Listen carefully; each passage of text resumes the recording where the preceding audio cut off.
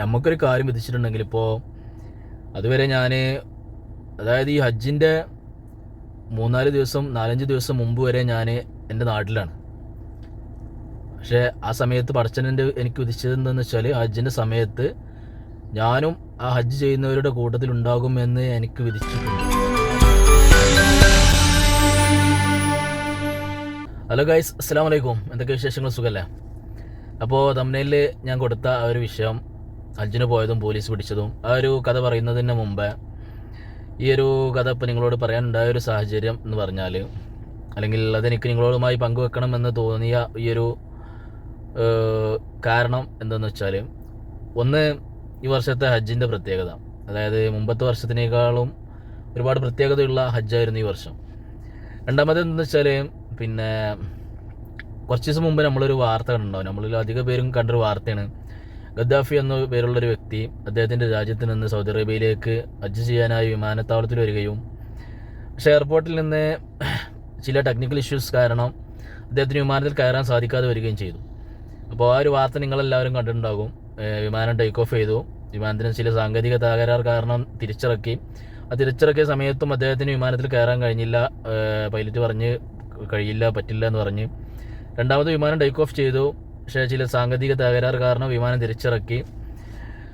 അപ്പോൾ പിന്നെ പൈലറ്റിനോട് അതിന് മുമ്പേ ഈ ഗദ്ദാഫി എന്ന് പറയുന്ന ആൾ പറഞ്ഞൊരു കാര്യമുണ്ട്.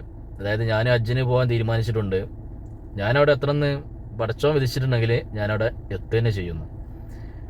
അപ്പോൾ രണ്ടാമത് വീണ്ടും തിരിച്ചിറക്കിയപ്പോൾ പൈലറ്റ് പറഞ്ഞൊരു കാര്യം, അദ്ദേഹം ഇല്ലാതെ ഇനി ടേക്ക് ഓഫ് ചെയ്യില്ല എന്നാണ്. അങ്ങനെ അദ്ദേഹം സുഖമായിട്ട് മക്കയിലെത്തുകയും ഹജ്ജ് ചെയ്യുകയും ചെയ്തു.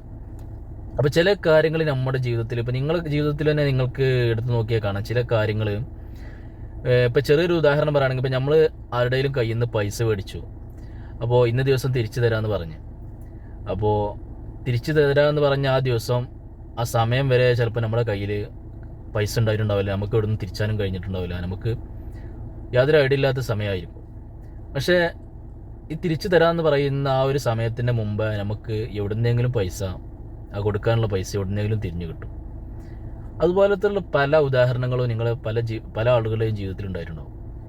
അപ്പോൾ ഇതെന്ന സംഭവം എന്ന് വെച്ചാൽ, നമ്മുടെ ജീവിതത്തിൽ നമ്മൾ വിചാരിക്കും, പിന്നെ നമുക്ക് എന്താ പറയുക, ഭാഗ്യമില്ല, നമുക്ക് ചെയ്യാൻ കഴിയില്ല, അല്ലെങ്കിൽ നമുക്ക് അതിനുള്ള ഭാഗ്യമില്ല എന്നൊക്കെ. ചില കാര്യങ്ങൾ നമുക്ക് വിധിച്ചിട്ടുണ്ടെങ്കിൽ അത് എവിടെ തട്ടിത്തെറിച്ചാലും, അത് ആര് മുടക്കിയാലും, എന്ത് സാങ്കേതിക പ്രശ്നങ്ങൾ കാരണം ബുദ്ധിമുട്ടിയാലും, അത് ഏതെങ്കിലും വഴിയിൽ നമ്മളെ അടുത്തേക്ക് എത്തും. നമുക്കത് വിധിച്ചിട്ടുണ്ടെങ്കിൽ. അതല്ല, നമുക്കത് വിധിച്ചിട്ടില്ലാച്ചെങ്കിൽ നമ്മുടെ അടുത്തേക്ക് എത്തുകയില്ല. അതിന് നമ്മുടെ വളരെ അടുത്താണെങ്കിലും ഒരുപക്ഷെ നമുക്കത് കിട്ടിയെന്ന് വരില്ല, നമുക്ക് വിധിച്ചിട്ടുള്ള അല്ലാത്തതാണെങ്കിൽ. അപ്പോൾ ഞാൻ പറഞ്ഞു വരുന്നതെന്ന് വെച്ചാൽ, ഇതുപോലുള്ളൊരു സംഭവമാണ് ഞാൻ ഈ തംബ്നെയിലിൽ കൊടുത്ത പോലെ എൻ്റെ ജീവിതത്തിലുണ്ടായത്. അതായത്, ഞാൻ എൻ്റെ ജീവിതത്തിൽ 2 തവണ ഹജ്ജ് ചെയ്യാൻ എനിക്ക് ഭാഗ്യം കിട്ടിയിട്ടുണ്ട്. അതായത്, ഞാൻ സൗദി അറേബ്യയിൽ മക്കയിലായിരുന്നു ഞാൻ ജോലി ചെയ്തിരുന്നത് ഒരു 4-5 വർഷത്തോളം. ഇപ്പം ഞാനുള്ളത് ജിദ്ദയിലാണ്. അപ്പോൾ എൻ്റെ ഫസ്റ്റത്തെ ഹജ്ജ് എന്ന് പറയുമ്പോൾ, ഫസ്റ്റത്തെ ഹജ്ജിനെ കുറിച്ചാണ് ഞാൻ ഈ പറഞ്ഞു വരുന്നത്. 2015 അതാണ് എനിക്ക് പിന്നെ സൗദി അറേബ്യയിലേക്ക് വിസ ശരിയാവണത്, ജോലിക്ക് വിസ ശരിയാവണത്. ഒരു റെസ്റ്റോറൻറ്റ് ജോലിയായിരുന്നു.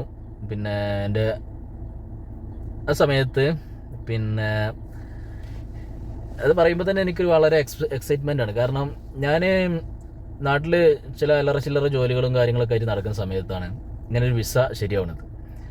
അങ്ങനെ വിസ ശരിയായി, എല്ലാം ക്ലിയറായി, മെഡിക്കലി കാര്യങ്ങളെല്ലാം കഴിഞ്ഞ്.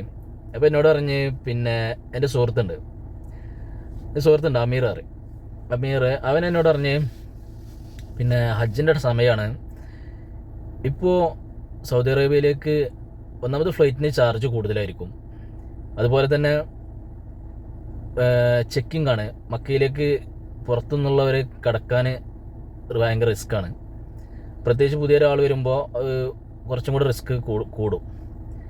അപ്പോൾ അതിൻ്റെ കൂടെ അവൻ എന്നോട് പറഞ്ഞ കാര്യം, ഇൻഷാ അല്ലാഹ് ഞങ്ങൾ ഇവിടുന്ന് കുറച്ച് ടീം ഹജ്ജിന് പോകുന്നുണ്ട്, അപ്പോൾ എനിക്ക് വരാം, ഹജ്ജിന് മുമ്പ് വരാൻ കഴിയുകയാണെങ്കിൽ എനിക്കും ഞങ്ങൾ കൂടെ പോരാന്ന് പറഞ്ഞു. അപ്പോൾ സത്യം പറഞ്ഞാൽ, എനിക്ക് നമ്മൾ ഈ മദ്രസയിലൊക്കെ പഠിച്ച ഒരു വിവരമുള്ളൂ ഹജ്ജിനെ കുറിച്ചും അതുപോലെ പ്രത്യേകിച്ച് മക്ക ഉള്ള സ്ഥലത്തിനെ കുറിച്ചൊക്കെ. അപ്പോൾ എനിക്കും വളരെ ഒരു പിന്നെ മനസ്സിനൊരു ആഗ്രഹം തോന്നി എങ്ങനെയും പോകാൻ കഴിഞ്ഞെങ്കിലെന്ന്. പക്ഷേ പിന്നെ ഞാനെന്ത് ചെയ്തു, ട്രാവൽസിലൊക്കെ അന്വേഷിച്ചപ്പോൾ ടിക്കറ്റിനൊക്കെ അപാര റേറ്റ് ആയിരുന്നു. അന്നത്തെ ഒരു സാഹചര്യം വെച്ച് എനിക്ക് കൊടുക്കാൻ കഴിയുന്നതിനെക്കാട്ടിയും റേറ്റാണ് പറഞ്ഞത്. അത് മാത്രമല്ല, എനിക്കിപ്പോഴും ഓർമ്മയുണ്ട് 2015 സെപ്റ്റംബർ 21 തീയതിയാണ് ഹജ്ജ് ഉണ്ടായിരുന്നത്. അങ്ങനെ ഇവൻ എന്നോട് പറയുന്നത് പിന്നെ 18 തീയതി തോന്നുന്നു, സെപ്റ്റംബർ 18, 19 ആ സമയത്താണ്, 15 സമയത്താണ് എന്നോട് പറയുന്നത് ഇങ്ങനെ വരികയാണെങ്കിൽ എനിക്ക് ഹജ്ജ് ചെയ്യാൻ ഞങ്ങളെ കൂടെ പോരാന്ന്. ഒരു സെപ്റ്റംബർ 15 ആ സമയത്തൊക്കെയാണ്. അപ്പോൾ സെപ്റ്റംബർ 21 തീയതിയാണ് അക്കൊല്ലത്ത് ഹജ്ജ് ഉണ്ടായിരുന്നത് 2015. അങ്ങനെ ഞാൻ ട്രാവൽസിലൊക്കെ അന്വേഷിച്ച്, അങ്ങനെ എൻ്റെ ഒരു സുഹൃത്തിനോട് പറഞ്ഞ്, ഒരു ട്രാവൽസിലൊരു സുഹൃത്ത് പറഞ്ഞ് പിന്നെ ഏതെങ്കിലും ടിക്കറ്റ് അങ്ങനെ കുറഞ്ഞ റേറ്റിന് വരികയാണെങ്കിൽ ഞാൻ പറയാമെന്ന് പറഞ്ഞു. അപ്പോൾ എനിക്ക് എന്തുണ്ടായിരുന്നു, ഇനി അഥവാ ടിക്കറ്റ് ഏതായാലും ശരിയായാൽ ഇവർ പറഞ്ഞ പോലെ ചെക്കിങ്ങിൽ അങ്ങോട്ട് കടത്തി വിടുമോ, അതുപോലെ നമുക്ക് ചെന്നാൽ ഹജ്ജ് ചെയ്യാൻ കഴിയുമോ. കാരണം ഇതിനെക്കുറിച്ചൊക്കെ നമുക്ക് കേട്ടറിവ് മാത്രമേ ഉള്ളൂ, ഹജ്ജിനെ കുറിച്ചൊന്നും യാതൊരു അറിവില്ലല്ലോ. അപ്പോൾ അതിനെക്കുറിച്ച് കേട്ടറിവും കാര്യങ്ങളും അവിടുത്തെ സാഹചര്യം ഒന്നും അറിയില്ല. ഞാൻ ആദ്യമായിട്ടാണ് വിദേശത്തേക്ക് പോകുന്നത് തന്നെ. അങ്ങനെ സെപ്റ്റംബർ 19 തീയതിയാണെന്ന് തോന്നുന്നു, എൻ്റെ സുഹൃത്തിനോട് വിളിച്ചിട്ട് പറഞ്ഞു ഒരു ടിക്കറ്റ് ഉണ്ട് കുറഞ്ഞ റേറ്റിന്, എനിക്ക് വേണമെങ്കിൽ കയറിക്കോ എന്ന് പറഞ്ഞു. അപ്പം ഞാൻ ഒന്നും നോക്കിയില്ല, ആ ടിക്കറ്റ് എടുത്ത് സൗദിക്ക് കയറി. അങ്ങനെ 19 തീയതിയാണ് ഞാൻ സൗദിക്ക് കയറുന്നത്. സൗദിക്ക് കയറി എയർപോർട്ടിൽ ചെന്നിറങ്ങിയിട്ട് അവർക്കൊന്നും പിന്നെ എയർപോർട്ടിലേക്ക് എന്നെ പിക്ക് ചെയ്യാൻ വേണ്ടി വരാൻ കഴിയില്ല. കാരണം അവരൊക്കെ മക്കത്താണ് ജോലി ചെയ്യുന്നത്, അവർക്ക് ചെക്ക് പോയിന്റിൽ വിഷയമുണ്ട്, അതുപോലെ അവരുടെ ജോലി സമയം കാര്യങ്ങളൊക്കെ. അവരെന്നോട് പറഞ്ഞത് എന്താണെന്ന് വെച്ചാൽ, എയർപോർട്ടിൽ ഇറങ്ങിയിട്ട് മക്കത്തേക്ക് ടാക്സി കിട്ടും, ടാക്സിയിൽ പോന്നാൽ മതി. ചെക്കിങ്ങിൽ പിന്നെ പിടിച്ചാൽ, ഇപ്പോൾ എയർപോർട്ടിൽ വന്ന് ഇറങ്ങിയതാണ്, കഫീലിൻ്റെ നമ്പറൊക്കെ തന്നിട്ട് കഫീലിന് വിളിച്ചാൽ മതി, എൻ്റെ കഫീൽ മിലിറ്ററിയിലാണ്, അദ്ദേഹത്തിന് വിളിച്ചാൽ മതി എന്നൊക്കെ പറഞ്ഞു. അപ്പോൾ കഫീലിന് വരാൻ കഴിയില്ല, കാരണം അവർ ഫാമിലി അടക്കം അൽബഹ എന്നുള്ള സ്ഥലത്തായിരുന്നു ആ സമയത്ത്, വെക്കേഷന് പോയതായിരുന്നു. പക്ഷെ ഞാൻ ആ സമയത്ത് ഹജ്ജിൻ്റെ മുമ്പ് വരും എന്ന് കഫീലിനും അറിയില്ല. അങ്ങനെ ഏതായാലും എയർപോർട്ടിൽ ഇറങ്ങിയപ്പോൾ ഒരു മലയാളീനെ പരിചയപ്പെട്ട് മക്കത്ത് വർക്ക് ചെയ്യുന്ന ഒരു കണ്ണൂരാരോ, അതിൻ്റെ പേര് ഞാൻ മറന്നു. അങ്ങനെ അദ്ദേഹത്തിൻ്റെ കൂടെയാണ് ഞാൻ മക്കത്തേക്ക് പോകുന്നത് ടാക്സിയിൽ. ആദ്യമായിട്ടല്ലേ, എനിക്ക് അറിയില്ലല്ലോ. അങ്ങനെ ചെക്ക് പോയിന്റ് വരെ ടാക്സിക്കാരൻ പറഞ്ഞ്, ഇതൊക്കെ ഇപ്പോഴാണ് ഞാൻ പിന്നീടുണ്ട് ഈ കാര്യങ്ങളൊക്കെ ഞാൻ മനസ്സിലാക്കുന്നത്. അങ്ങനെ ടാക്സിക്കാരൻ പറഞ്ഞ് ചെക്ക് പോയിന്റിൽ കൊണ്ടുപോയി ഇറക്കാം, ചെക്ക് പോയിന്റ് കുറച്ച് മുമ്പ് കൊണ്ടുപോയി ഇറക്കാം, അതൊക്കെ അദ്ദേഹത്തിനോടാണ് പറയണത്. അതിനുശേഷം നിങ്ങൾ ചെക്ക് പോയിന്റ് ഒരു ഷോർട്ട് കട്ട് ഉണ്ട്, അത് കഴിഞ്ഞ് അപ്പുറം കടന്നാൽ അപ്പുറത്തുനിന്ന് പിന്നെ മക്കത്തേക്ക് വേറെ ടാക്സിയിൽ പോകേണ്ടി വരും എന്ന് പറഞ്ഞു. അപ്പോൾ ഈ കണ്ണൂരാൻ എന്നോട് പറഞ്ഞു ഇങ്ങനെയൊക്കെയാണ് സംഗതി, നമുക്ക് അങ്ങനെ പോവേണ്ടി വരും, വേറെ മാർഗമൊന്നുമില്ല പറഞ്ഞു. അങ്ങനെ എന്ത് ചെയ്തു, എയർപോർട്ടിലേക്ക് ഈ ചെക്ക് പോയിന്റിൻ്റെ അതുവരെ ടാക്സിയിൽ പോയി. ചെക്ക് പോയിന്റിൻ്റെ അവിടെ ഇറങ്ങി, കുറച്ച് മുമ്പ് ഇറങ്ങി, റോഡിൽ നിന്ന് മാറി, പിന്നെ ഒരു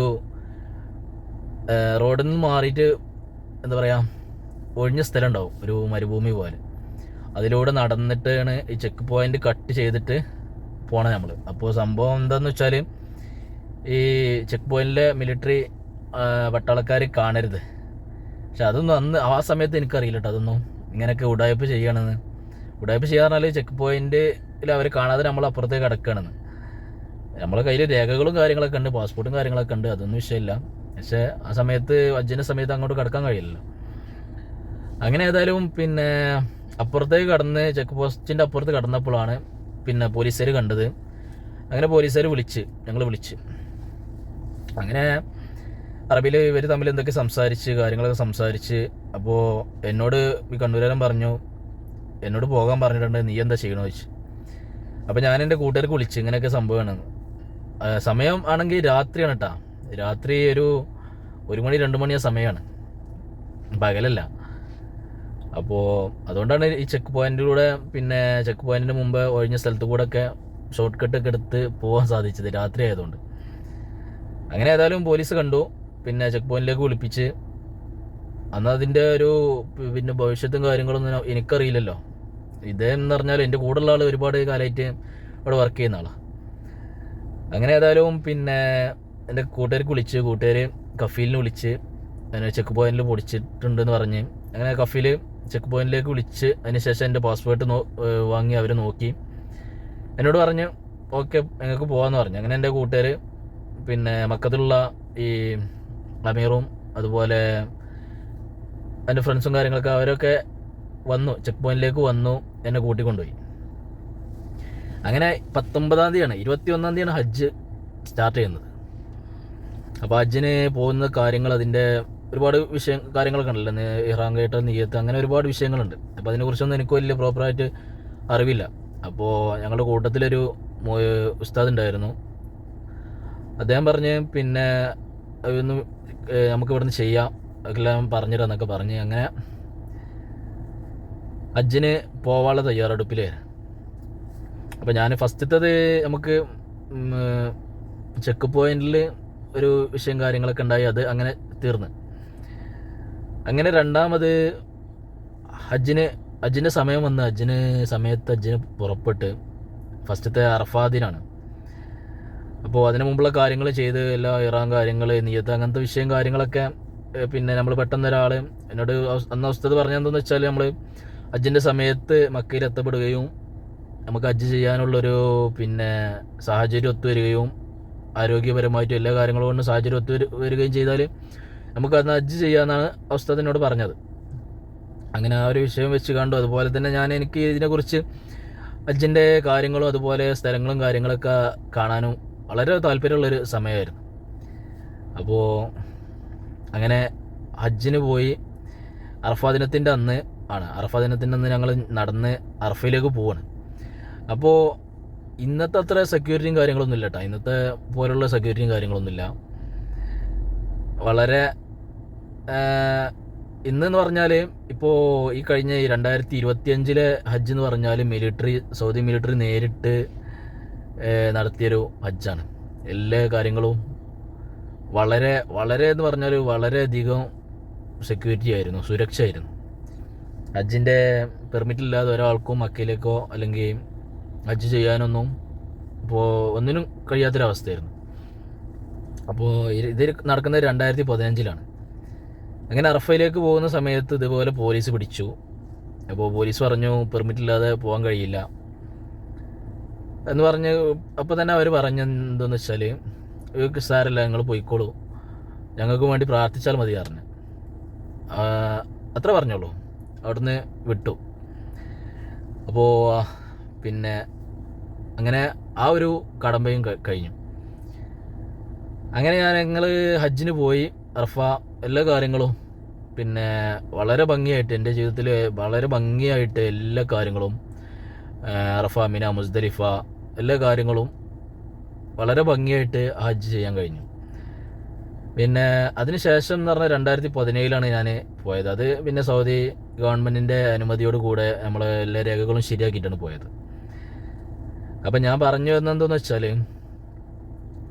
നമുക്കൊരു കാര്യം വിധിച്ചിട്ടുണ്ടെങ്കിൽ ഇപ്പോൾ അതുവരെ അതായത് ഈ ഹജ്ജിൻ്റെ 3-4 ദിവസം 4-5 ദിവസം മുമ്പ് വരെ ഞാൻ എൻ്റെ നാട്ടിലാണ്.